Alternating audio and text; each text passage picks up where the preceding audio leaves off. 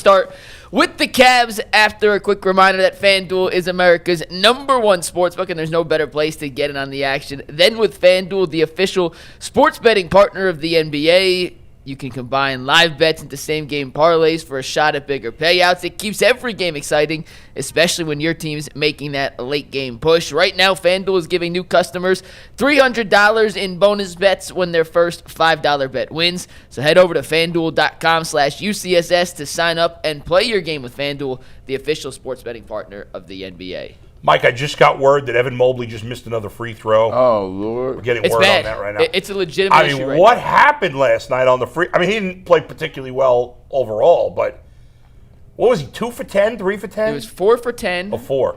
As a team, the Cavs ranked 27th in the league in free throw rate. So it's not just Mobley. It is an entire team issue right now. Mobley on the season is shooting just 60.4% from the free throw line, which is, once again, an inexcusable number for a player of Mobley's caliber who over the last 2 seasons had shot in the 70s. He's down now to 60.4%.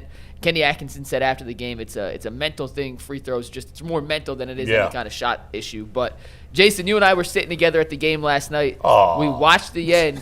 I want to start with you, and then we'll get into the chaos afterwards. But, Jason, what was your takeaway from the Cavs' loss to the Rockets last night?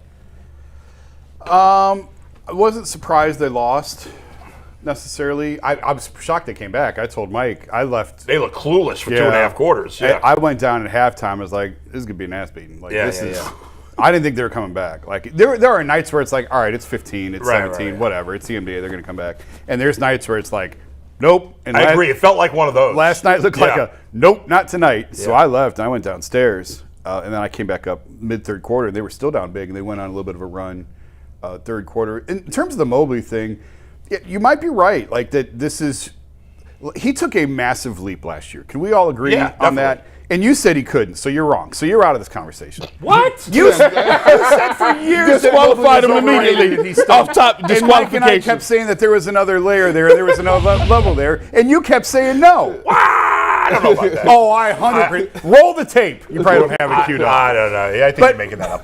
But I did feel like there was another level beyond what we saw last year. And the point I kept making was there has to be if they're going to win a championship. Right. If there's not, there's not. I don't know how they're going to win a title. Do you think there's not at this point? Or is it too soon to say? Yes and no. It's too soon to say, but this window was the best chance for him to show it with Darius being out and them trying to make him a focal point, and it ain't working. No. So that is disappointing to see that it's like, man, this is your golden opportunity here. And once Darius comes back and then you filter Max back in, I tend to think that they're going to go back to playing it the way they played last year. So it's November 20th. I'm not going to say this is it. If this is it, he's a really good player in the NBA. Agreed. Like agreed. Like he's a really, really good player. But he's not a superstar. But he's not. He's not that pillar guy. Right. He would be an incredible number 2 on a championship team. Right. I just don't know that they have the pieces to win the title. I felt all along like he had to be their best player and he had to be the dynamic piece. And if he's not, I think they're going to have a hard time winning the championship. And you saw that last night. Yeah. With the way that Kenny talked about after the game, the way that the Rockets blitzed Donovan and got the ball out of his hands, they made him a non-factor for 3/4 of that game. He did a good job in the fourth. And Darius had a lot to do with that as well. Sure. But it's just easy, especially without Darius out there, it's just easy for big teams to get the Cavs out of their rhythm if he's not playing well. Yeah, last night my expectations is gone for this team. I think that the furthest they probably go is the Eastern Conference Finals. I just don't see it. This core 4 thing, it's ran its course. It was fun. It was cute while it lasted. You gotta make some changes. Damn. It ain't. Wow. I'm sorry because I'm tired of sitting here every game we get into a big game.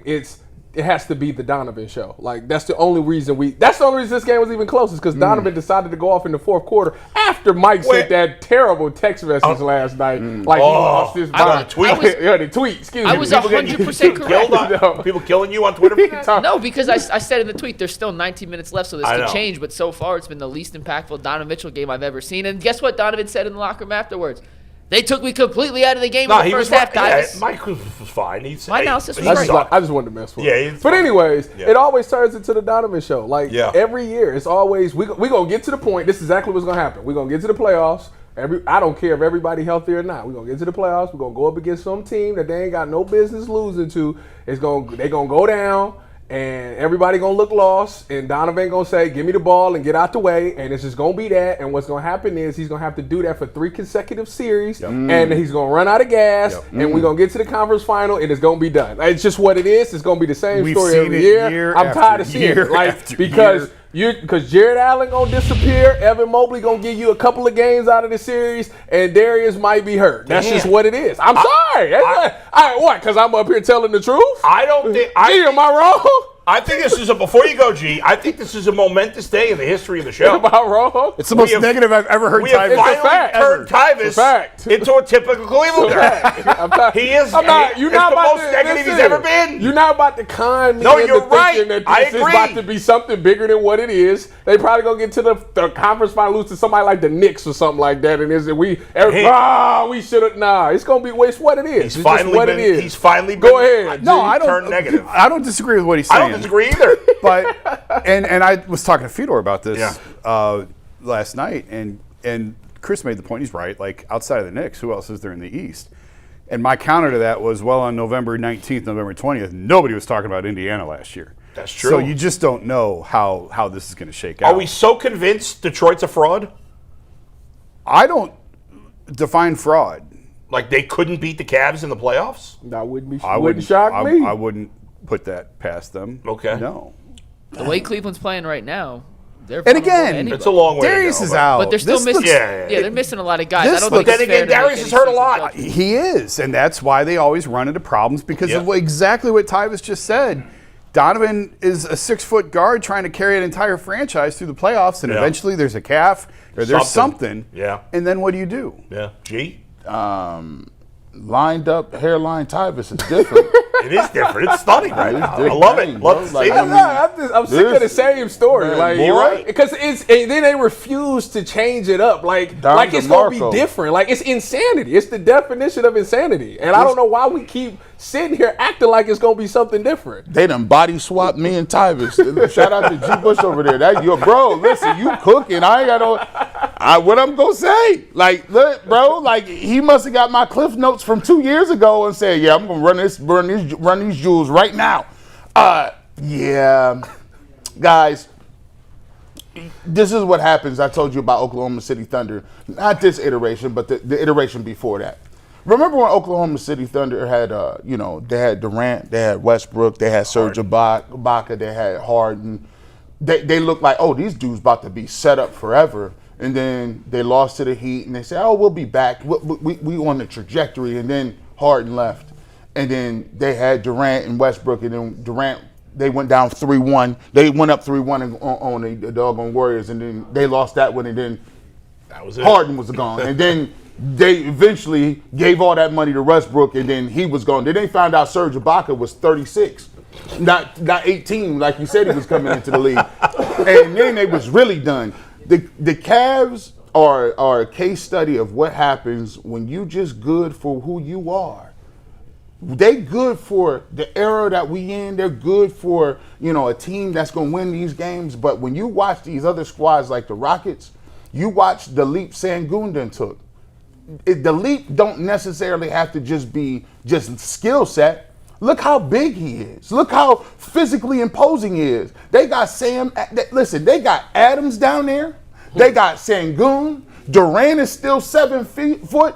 Jabari Smith. Jabari Smith he looked like he done grew 2-3 inches. Amen Thompson. He's a pain in the neck, that guy. And then you could put one of them Thompson freak of natures on Donovan Mitchell, and he's running around jumping out the gym. Of course Donovan gonna be tired. Yeah. He's 6 foot.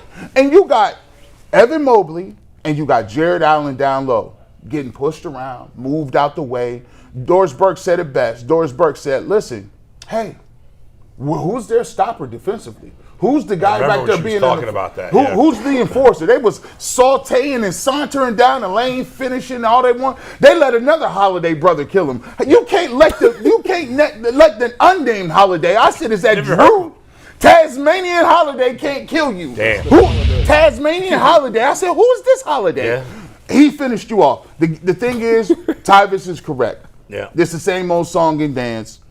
Jarrett Allen, he can't be part of. I'm willing to play Naquan Tomlin. Let me play Tomlin. But That's a fact. Everything you guys are saying is why I kept saying That's Mobley right. has to be the guy. Right. All right. Couple of things. First of all, I want to say something positive. All right. Yep. You talk about buying stock. Mike, I'm buying stock in Craig Porter Jr. I love watching this He's guy been play. awesome. I thought he was fantastic. He's nice. In a sea of He's garbage, nice. I thought he played great yesterday. What do you have, like 10, 7, and 7 or something? Yeah, he was great. Tom Like, was I like great off the that. bench. He was taking the ball with a hoop, like going up against big guys, and he was playing with no fear. That was a positive. I think what really stood out to me, guys, and I wonder if you guys thought about this, the fact that Sengun, is that how you say his name, Sengun? Sengun, correct. The fact that he has become such a superstar really makes it stand out because he got drafted in the same draft as Mobley, correct? Mm-hmm. Yeah, he was the 16th pick, I believe. Okay. Jason, the By fact the way, that, guess who drafted him? OKC. Yeah. Traded to Houston. Wow. The fact, guys, Who's drafted players there? that Sengun Sam Presti. Emerson. looks like such a superstar compared to Mobley, that really puts it in the forefront. Sengun is like He's he's taking a his- young Jokic. He's taken his game to that level that we hoped Mobley would, and he hasn't. Sengun has done it.